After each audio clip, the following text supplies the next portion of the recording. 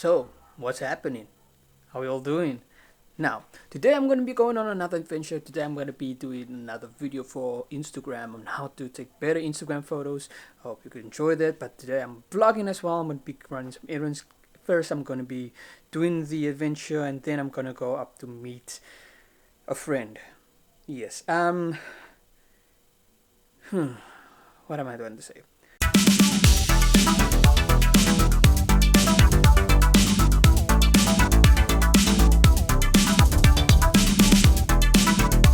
To pack a light. I'm holding my camera right in my hand. I don't have any tripod on because the tripod's already packed in the bag. I'm not gonna take it out, but I'm gonna be traveling light, and I have this small bag. It's not actually a camera bag.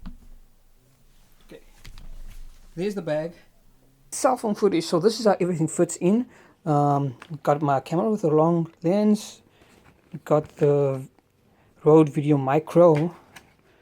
And I'm gonna throw in the GoPro right there. I got my mini tripod, and then I have the bigger tripod as well.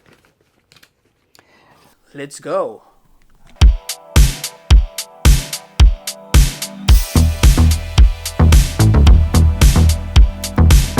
We are on the spot.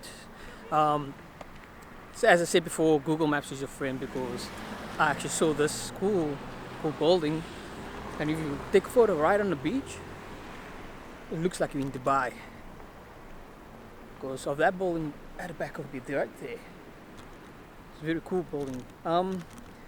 Seems like people's beach day starts very early. I never knew that. The spot where I wanted to take photos, it doesn't look like I will be able to, because there's a couple of people there. I like to shoot way early in the morning, especially sunrise and sunsets, when the beaches are not that full. I don't know. Days is to shoot at sunrise and sunset.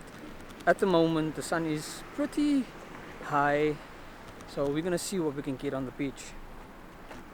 Let's just go. Get over here, and I have my wide lens. Now, one of the best advice I can give for taking shots is getting great shots, is finding great locations and shooting in portrait.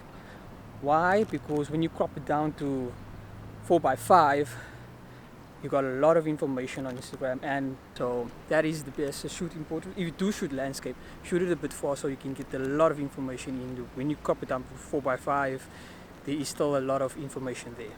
So basically you have to also find the proper angles to shoot. You can shoot up there, you can shoot even below, way down on the ground, getting some low shots, which I obviously like.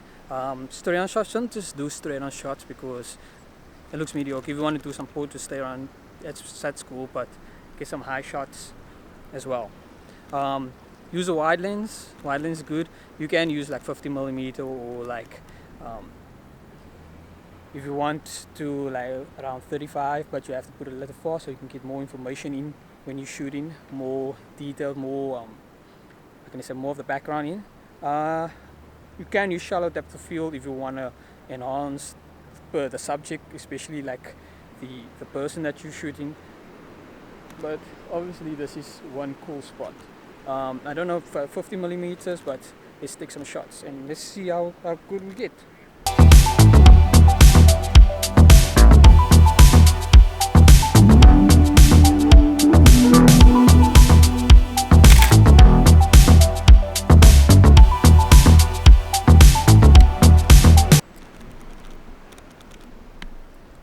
So basically you want to take photos at every single angle you can, take as many photos as you can. You want to use a tripod, as I said, a large tripod and a mini tripod to see which better angles you get, especially if you're shooting at yourself. Now, I got my bigger tripod. Another advice is always try to travel light so that you can move quickly. If you can only have a mini tripod and a camera, that will be the best.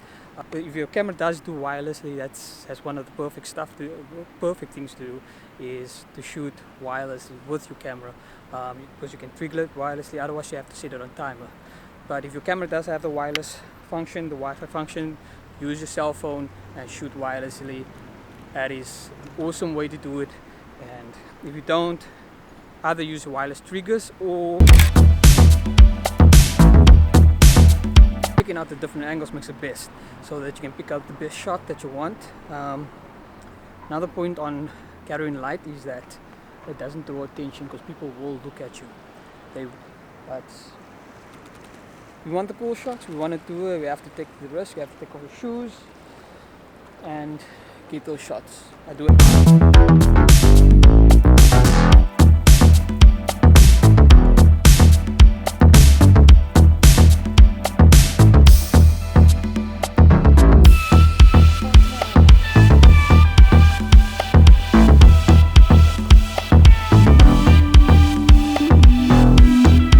Here, oh, these rocks are pretty sharp.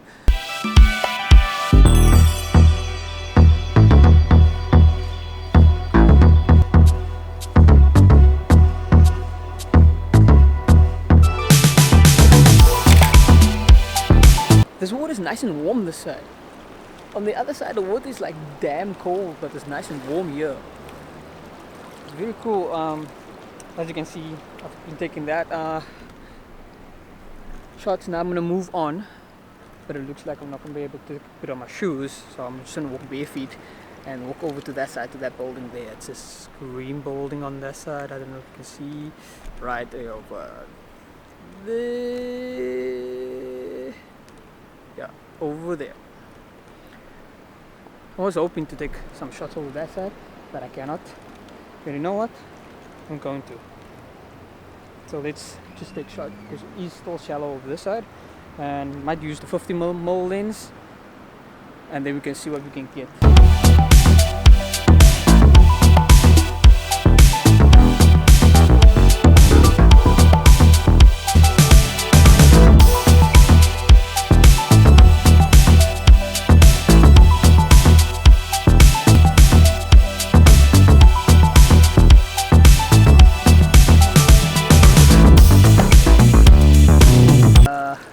Seems like the tide is starting to come in now a little bit, and I have to like go. This time is running out and we gotta go. These rocks are a little bit sharp. I get them moving. These small rocks are very slippery.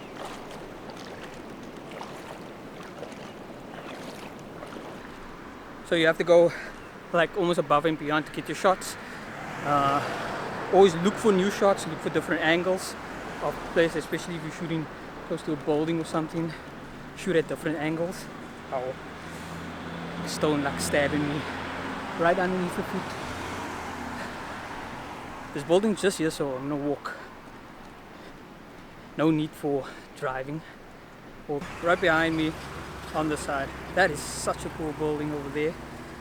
There's not much space to put camera on. As you can see, there's rocks here, so I'm gonna have to find a spot, put it down. Just a couple of shots before I head on back. Jesus, yeah. Right, I've switched to mobile, smartphone. So if you're taking photos on the rocks, make sure your camera is supported and make sure it's sturdy, especially on rocks. You don't want to be taking photos and standing over the one side and taking photos and then it just falls over. So you want to make sure that it's sturdy, you want to make sure that it doesn't move at all. And when you take the photos, it doesn't shake or anything, it falls over.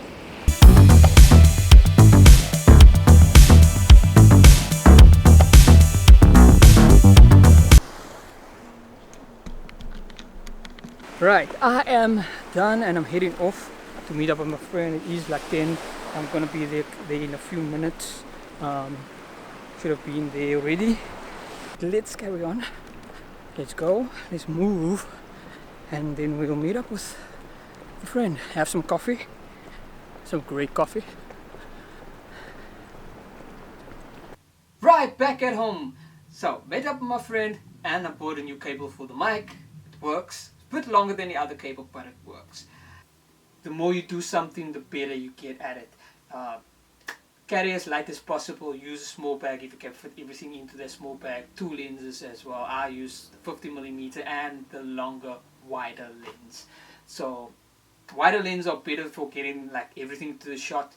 get as much information into a shot that you want to, crop it down to 4x5 for Instagram. So the important things is what you're wearing.